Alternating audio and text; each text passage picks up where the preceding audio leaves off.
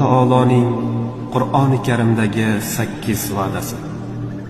Ey insonlar, albatta Allohning va'dasi haqdir. Bas sizlarni dunyo hayoti sira aldab qo'ymasin. Yana sizlarni aldamchi shayton aldab qo'ymasin. Fotir surasi 5-oyat. Birinchi va'da. Allohni yod etganni Alloh ham yod etadi. Bas meni yod etingiz. Men ham sizlarni yod eturman. Menga shukr qilingiz, noshukrchilik qilmangiz. Baqara surasi 152-oyat. Ikkinchi va'da. Alloh ezgu amallar qilganlarni jannat va ostidan anhorlar oqib turuvchi bog'lari bilan mukofotlaydi.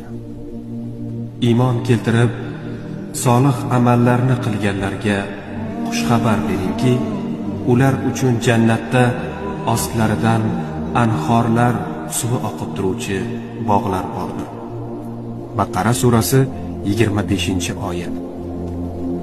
Uchinchi va'da. Alloh duo qiluvchining duosini qabul etadi. Parvardigoringiz, menga duo qilingiz. Men sizlar uchun duolaringizni ijobat qilay, dedi. G'ofir surasi 60-oyat. To'rtinchi va'da. Alloh shukr qiluvchiga ne'matlarini yanada ziyoda qiladi. Yana Robbingiz e'lon qilgan bu so'zlarni eslangiz.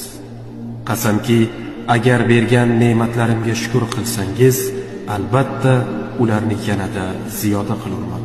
Ibrohim surasi 7-oyat. Beshinchi va'da.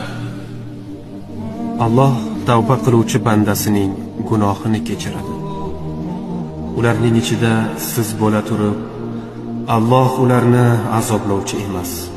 Ular istig'for aytib kechirim so'rab turgan hollarida ham Alloh ularni azoblovchi emas. Anfal surasi 33-oyat. Oltinchi va'da. Alloh tavakkul qiluvchi bandasini shayton va uning yomonliklaridan saqlaydi. Albatta, iymon keltirgan va faqat Parvardigorga tavakkul qiladiganlar ustidan u shayton uchun hech qanday saltanat, hukmronlik yo'qdir.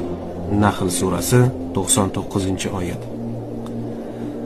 7.